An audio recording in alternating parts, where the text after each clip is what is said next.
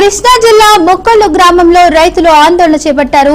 ధాన్యం కొనుగోలు ప్రక్రియలో నిర్లక్ష్యం ప్రదర్శిస్తున్నారు అంటూ ఆరోపణలు చేస్తున్నారు. ముందుగా తరలించిన రైతుల ధాన్యాన్ని కొనుగోలు చేయకుండా తమకు అనుకూలంగా ఉన్న రైతుల ధాన్యాన్ని కొనుగోలు చేస్తూ సమస్యలను సృష్టిస్తున్నారని రైతులు ఆవేదన వ్యక్తం చేశారు.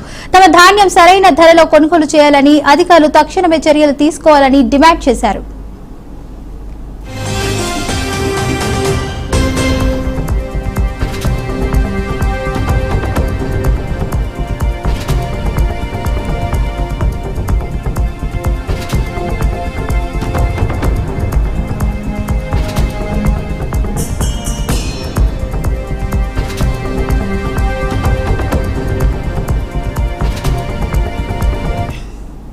ఆర్బీకే ద్వారా మేడం చెప్పారు. నాకు బ్రోకర్ అయినా ఎవరైనా మా దగ్గరకు వచ్చి బుక్ చేసుకుని వెళ్ళాలన్నారు. అలా ఏనండి, ఒక్క నిమిషం మేడం గారండి. అలా వెళ్ళాలన్నప్పుడు ఆదివారం నాడు కోసిన ఒడ్డు సోమవారం నాడు లారీ ఎలా వెళ్ళింది, ఆ డబ్బులు బందరు ఎస్టేట్కి వెళ్ళినాయి.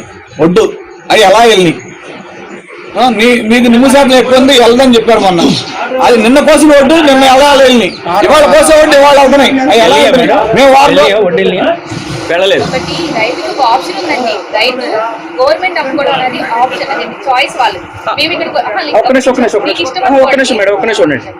ధాన్యం 6 రోజులైంది ఆరబెట్టి, ఆ ధాన్యం పంపకుండా నిన్న మొన్న కోసిన ధాన్యం పంపించారా లేదా? మన దగ్గరికి ఎవరు వచ్చి పంపలేదు. మీ దగ్గర ఉన్న ఎవిడెన్స్ ఉన్నాయి కదా?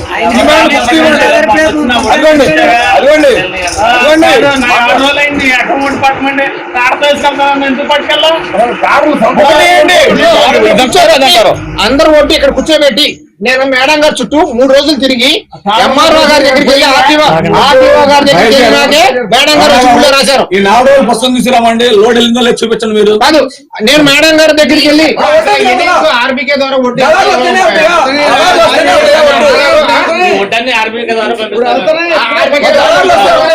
చెప్పింది కరెక్టే, మీకు కాదని అంటలేదు.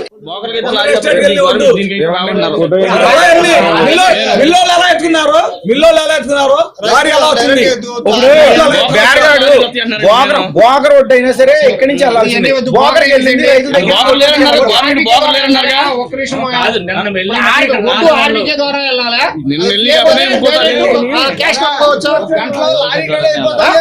ఆర్బీకే ద్వారా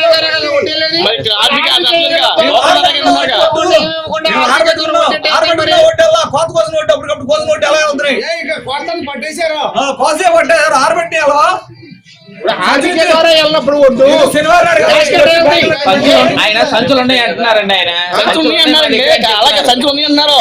బోగర్ సంచులు వచ్చేసుకుంటున్నారు ఎంఆర్ఓ గారు.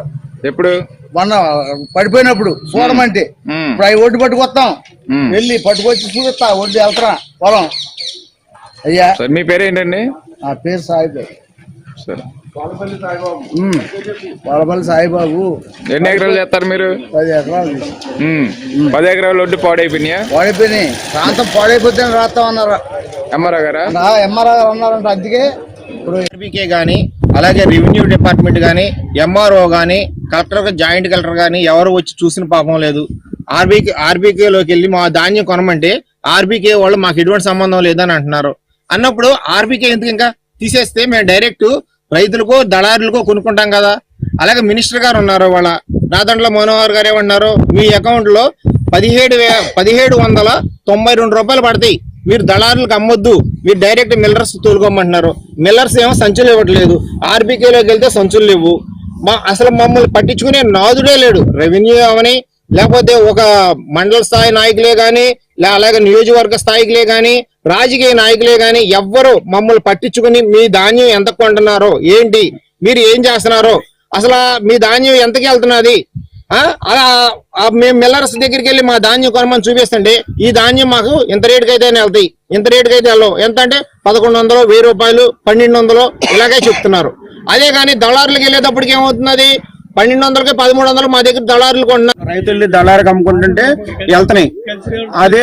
అదే దళారి ఒడ్డు ఆర్బీకే ద్వారా వెళ్ళిపోతున్నాయి. మరి రైతు దగ్గర నుంచి ఎందుకని వెళ్తున్నాం?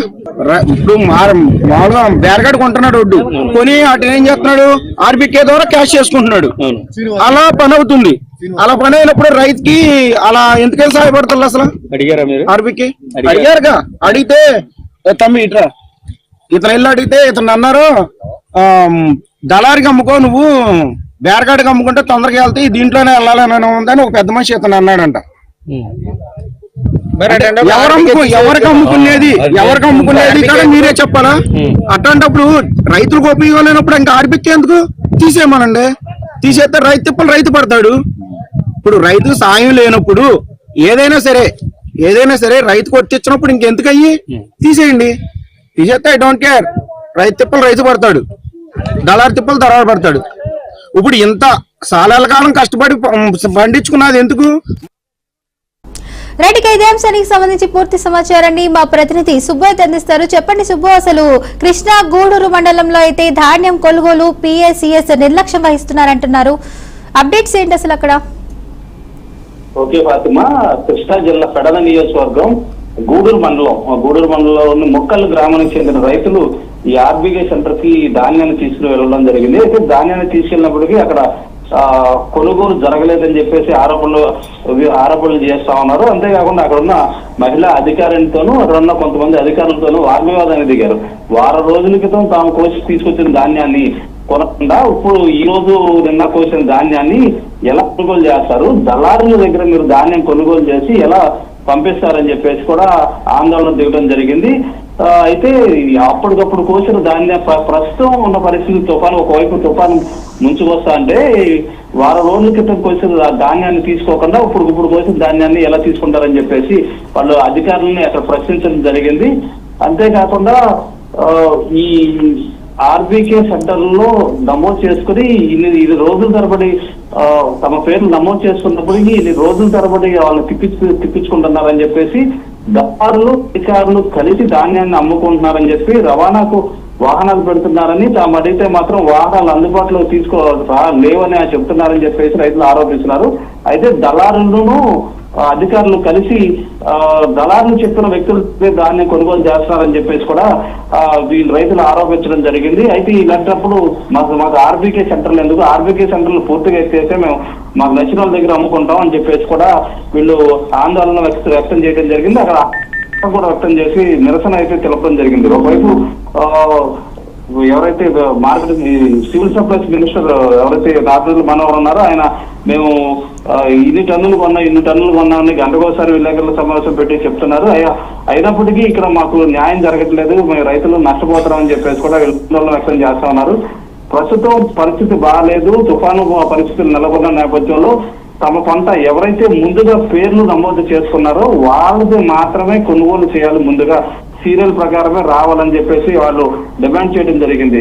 దీంతో అక్కడ అధికారులు కూడా కొంచెం మీమాంసలో పడటం జరిగింది. అయితే అక్కడ పర్టికులర్